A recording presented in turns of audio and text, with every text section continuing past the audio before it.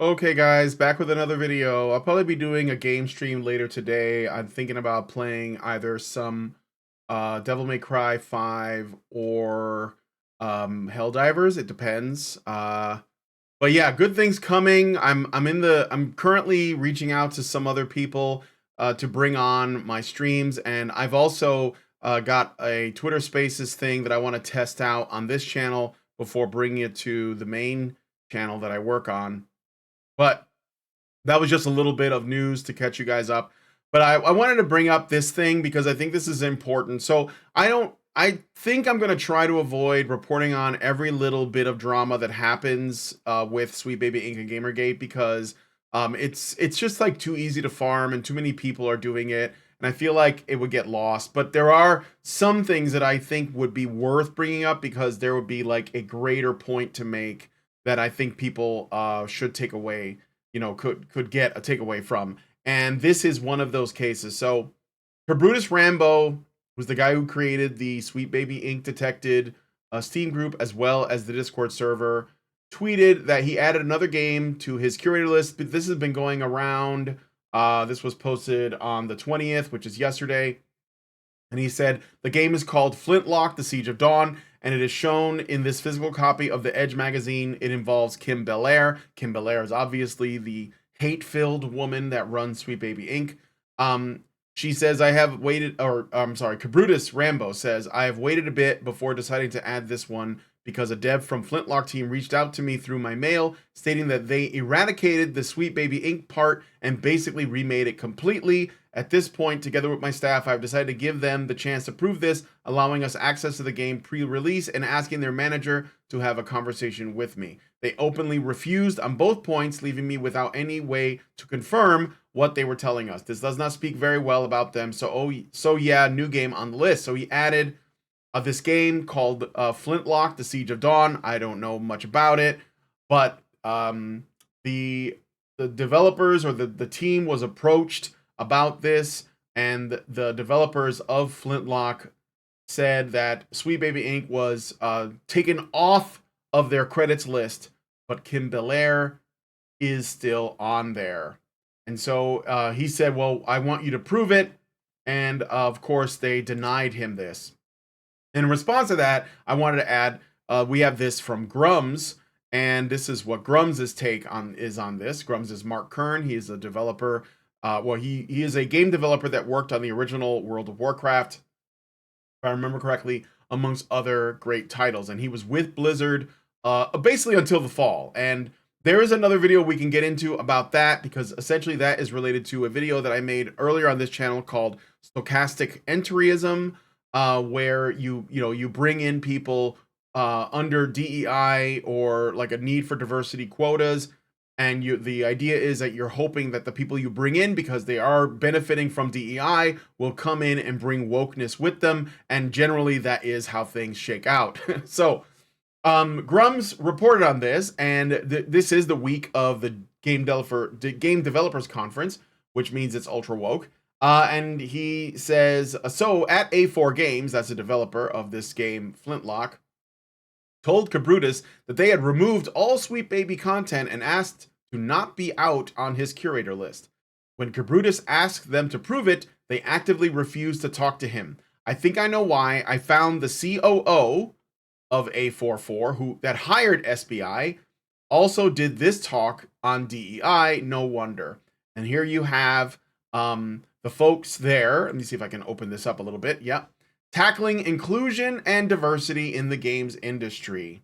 And you have the people here on this list. And the first one is Audrea Tops Harjo. I think that's A44, COO. So this is the point of this, okay? Sweet Baby Inc., and I know we've said this many times, they are not the cause. They are a symptom of the cause. And the cause is this communist Marxist ideology in our culture. It's not just in gaming. It's obviously not limited to that. It's in our video games.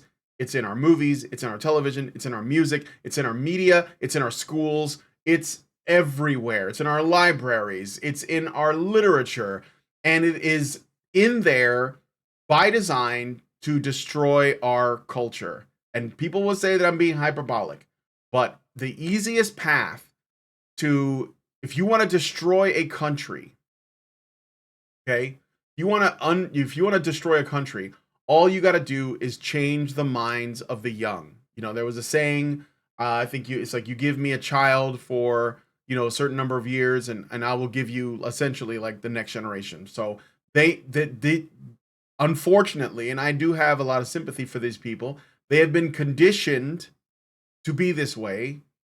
This doesn't mean that they're innocent, but it's something that we have to understand, that what we're fighting here is not an individual, it's not an organization, it's an idea. And we have to beat it with better ideas. This is why they are all so much in favor of censorship. So all I will say is the only thing we can do, which is easy, is to vote with our dollars and keep exposing these people. Expose them, expose them, expose them. And eventually somebody will get the message and they'll make some changes. Support what you love. So don't just reject what you don't want, but support what you do want. Like Helldivers, or Stellar Blade, or Vindictus, Defying Fate. I think I'm going to pick that game up, actually. If you want to see that, I did a little bit of a playthrough of the alpha release on this channel. It's a couple of videos back. Yeah, it's definitely going to trigger some people. That's all I'm going to say about that. But yeah, so this is a bigger problem than that. This is again, there's no shame in this. Like, this is just a panel that is just happening at the GDC. That means that not only do these people really believe this stuff, but the GDC believes it. Everyone who runs it believes it. Most people in the industry probably believe it, or they're too afraid to say something. Now, what I think is that these people are in the minority, and I think that after like Me Too, because I think it starts with Me Too, at least if you're going to point to a point in time, after the Me Too movement went off the rails, and I don't think it was, honestly, I don't believe it was ever on the rails, but that's another conversation. After it went off the rails and started, it evolved into cancel culture itself, and the cancel culture got into unions and businesses and corporations and schools and all these creative areas. This was an inevitable outcome. This is what happened to Blizzard. Okay, so that's why it doesn't look, the entire landscape is different. But unfortunately for them, they have moved too fast. They have done too much too fast, too radically. And one of the reasons is because gaming was something that was beneath their notice as a child's distraction until recently. And now that gaming is the largest entertainment industry, not just in the world, but maybe of all time, they got to have their hands in that, and we can stop it. We have to gatekeep, and we have to protect this thing that we love. So anyway, let me know what you guys think about this one in the comments. I look forward to your thoughts, and please subscribe, comment, share, all that good stuff. Really appreciate it. Long live Vivian.